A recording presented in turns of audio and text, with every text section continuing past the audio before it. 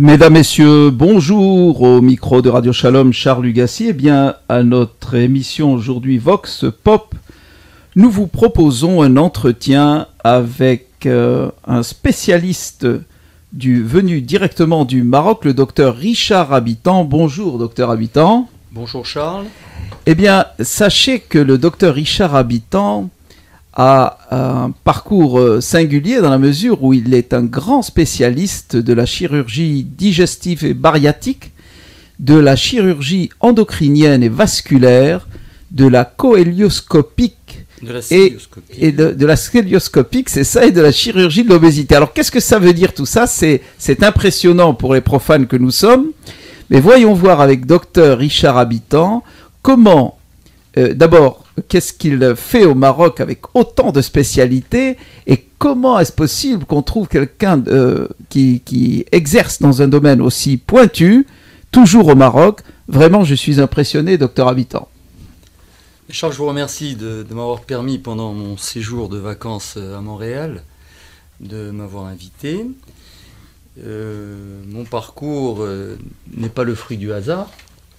C'est vrai qu'après mon baccalauréat, donc j'ai quitté Casablanca pour aller faire mes études à l'étranger, donc à Paris. Et après avoir terminé tout mon cursus à Paris, j'ai décidé le plus volontairement de revenir à mes racines, de revenir à mes sources. Et j'ai décidé donc de m'installer à Casablanca. Donc après un parcours hospitalo-universitaire qui a duré à peu près 4 ans, je me suis installé en milieu purement libéral. Et j'ai développé donc une chirurgie high-tech, une chirurgie qui utilise des techniques mini-invasives, donc qu'on appelle nous la chirurgie célioscopique ou encore la chirurgie laparoscopique, et notamment dans les secteurs du tube digestif, dans les secteurs des glandes, donc comme les glandes thyroïdes et autres, et dans les secteurs vasculaires, tout ce qui est artères et veines périphériques. Et au fil du temps, donc, en développant parallèlement donc, aux évolutions européennes et américaines, ou nord-américaines, j'ai parallèlement développé toute la chirurgie mini-invasive, donc la chirurgie par des petits trous, qui nous permet d'accéder à tous les organes sans avoir à faire de grandes incisions, ce qui donne un confort exceptionnel donc, aux patients dans ces suites. Et ça diminue le risque, je suppose. Ça diminue donc d'abord ça diminue beaucoup de choses. Ça diminue la douleur. Ça permet d'avoir des hospitalisations de durée beaucoup plus courte. Et les résultats en termes d'absentéisme sont nettement supérieurs puisque les patients s'absentent de moins en moins en post-opératoire. Au fil du temps, donc dans le cadre toujours de cette chirurgie digestive, j'ai pu développer, parallèlement à mes collègues européens et nord-américains, la chirurgie bariatrique, qui est une chirurgie qui s'applique aux grands obèses, aux obèses massifs, dont l'excès de poids dépasse les 30 kg pour aller parfois jusqu'à 150, voire 180 kg d'excès de poids, donc excess weight, comme on dit en anglais. Oui, mais attendez, au Maroc, par exemple, on ne connaît pas tellement d'obésité, ce phénomène de l'obésité qui est si répandu aux États-Unis, par exemple. Tout à fait. C'est pour ça que je suis un peu surpris que vous traitiez autant l'obésité au Maroc. Votre question est très pertinente, mais il faut savoir quand même qu'il y a 12% d'obèses morbides au Maroc. C'est dans la mentalité marocaine, au départ, être obèse, c'était un signe de bonne santé. Et ce n'est que depuis que j'ai développé donc, ces techniques au Maroc, comme on dit souvent, la fonction crée l'organe, que les obèses ont compris qu'il fallait se montrer, que ce n'était pas du tout un signe de bonne santé, que c'était un signe de maladie. Et il faut le savoir que statistiquement parlant, il y a 12% d'obèses morbides, donc massifs, au Maroc actuellement. Ah d'accord. Mais est-ce que vous ne traitez que les Marocains ou vous avez des patients qui viennent de partout dans le monde? J'ai des patients qui viennent du monde entier, parce que donc Casablanca dispose donc de cette unité high-tech, de cette clinique où je travaille, qui est une clinique high-tech, où nous opérons beaucoup d'étrangers. Nous avons en effet une expertise, une compétence, et nous suppléons aux rendez-vous trop tardifs dans certains pays, comme d'ailleurs le Canada, où les rendez-vous sont parfois très très très très lents. C'est ça. Très long, Et pardon. par exemple, est-ce que vous avez des patients qui viennent du Canada Oui, des patients qui viennent du Canada, des États-Unis. pour se faire soigner à Casablanca? Pour se faire opérer à Casablanca. Bon, les délais sont beaucoup plus rapides, beaucoup plus brefs.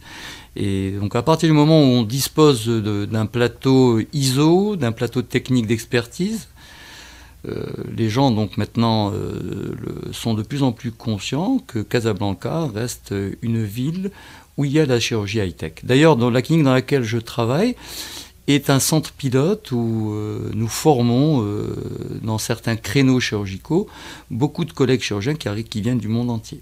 Donc vous êtes à l'avant-garde de ce qui se fait dans le domaine, n'est-ce pas, des techniques chirurgicales. Des techniques chirurgicales. Tout à fait. Mais ces techniques dont vous me parlez, est-ce qu'on les retrouve ici à Montréal, par exemple? Tout à fait. Oui, elles existent déjà ici. ici. C'est-à-dire, pour vous donner des exemples très simples, par exemple, si on prend l'exemple de la chirurgie du foie, pour enlever une tumeur du foie, donc la technique continue à se faire par des très grandes incisions, des post-opératoires longs, douloureux. Et dans nos techniques modernes, nous pouvons enlever une tumeur du foie en utilisant 4 petits trous et en opérant par une caméra. Et nous extrayons le foie après l'avoir un petit peu broyé, nous le retirons par un tout petit trou. Les suites opératoires ne sont pas du tout les mêmes. Ah, c'est magnifique. Ouais. Est-ce que qui sont les précurseurs dans ce domaine, vous diriez, dans le monde? En termes de chirurgie laparoscopique et cystoscopique, les Européens, notamment les Français, sont parmi les précurseurs. Ah, d'accord. C'est donc là que vous avez acquis toute cette formation? Oui, tout à fait. Donc, et ensuite, les Américains, les Nord-Américains, par le biais de la recherche, par le biais, donc, je dirais, de la richesse en termes de recherche, bien sûr, sont tout à fait... Oui, mais je sais par ailleurs que vous venez à l'occasion à New York, aux États-Unis, précisément pourquoi? Pour partager donc des domaines d'expertise, pour collaborer avec beaucoup de collègues. Donc New York, puisque mon fils y habite.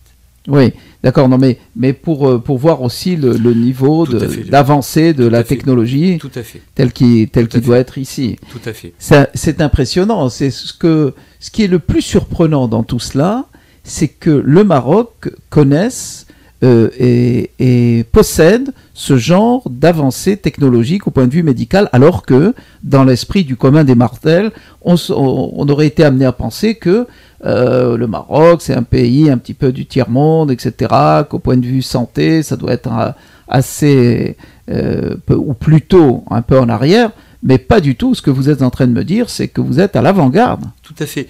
Donc, votre réflexion est tout à fait encore pertinente. Le Maroc est toujours un pays de contraste, mais vous savez qu'il y a une philosophie au Maroc, c'est cette philosophie du tourisme médical qui a motivé les investissements dans les milieux privés pour justement faire de la médecine privée une médecine, j'allais dire, high-tech. Quel autre domaine, par exemple, est de pointe comme ça dans la médecine au Maroc? Je sais qu'il y a certains domaines où ils sont assez nous avons donc avancés. Disons que, en partant toujours du principe que la fonction crée l'organe et que la demande étant là, donc les gens vont investir dans certains domaines. Il y a aussi la chirurgie esthétique, bien sûr, qui reste un domaine très avancé au Maroc, puisque nos collègues plasticiens reçoivent beaucoup de patients étrangers pour la chirurgie esthétique. Il y a en fait cette notion de tourisme médical a démarré avec d'abord le prix, parce qu'il y a certaines chirurgies qui ne sont pas très bien remboursées dans les pays européens et américains, et que les prix, donc au Maroc, restent des prix attractifs. Alors donnez-nous un ordre de prix, par exemple, des pratiques les plus courantes que vous faites. D'abord, quelles sont-elles, ces pratiques les plus courantes, celles qui s'offrent à vous le plus souvent, et de quel ordre de grandeur est-ce qu'on parle au point de vue prix? Écoutez, je peux vous avancer les prix en absolu, mais j'ai pas de domaine de base pour comparer. D'accord. Mais si on prend l'exemple de la chirurgie de l'obésité, prenons par exemple le gastric banding. Le gastric banding qui est l'anneau qu'on met par caméra pour des obèses moyens. Le prix, tout compris, hospitalisation comprise et honoraires des médecins compris, il est de 3 000 €. C'est très raisonnable. C'est très raisonnable. Le gastric bypass, qui est donc le gold standard en termes de chirurgie, cette chirurgie qui consiste à couper l'estomac et à le relier à l'intestin, cette opération coûte tout compris 10 000 euros.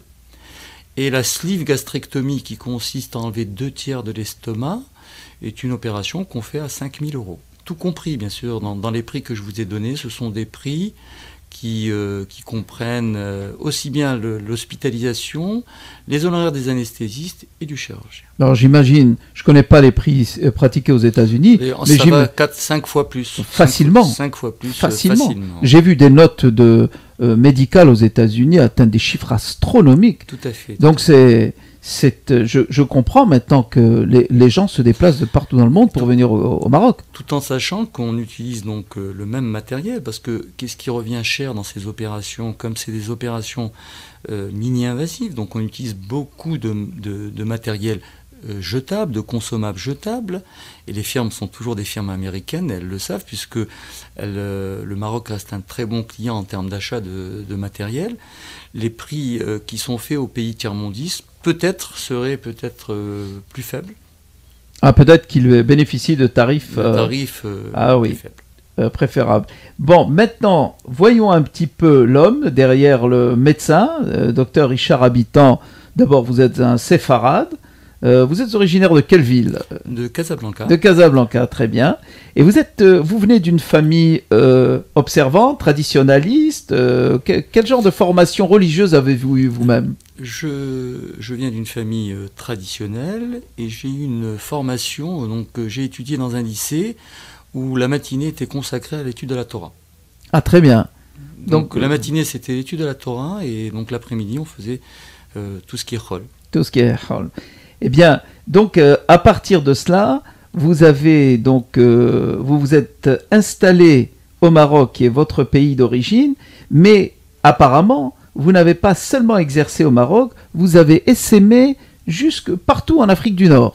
Tout à fait, parce que donc actuellement j'ai le titre d'expert en chirurgie laparoscopique, et donc je voyage beaucoup, parce que je suis consultant de ces firmes américaines pour aller donc former les gens en Tunisie, dans le Maghreb, dans tous les pays du Maghreb. Donc en Algérie, en Tunisie, j'ai été invité en Mauritanie, dans les pays d'Afrique noire aussi. Ah, magnifique. Et donc vous entrez dans ces pays-là sans encombre, sans problème aucun. Je suis avant tout marocain. Très bien. Et donc là, quel est le grand problème de l'heure, diriez-vous, puisque vous êtes un chirurgien spécialiste des maladies gastriques, des problèmes gastriques?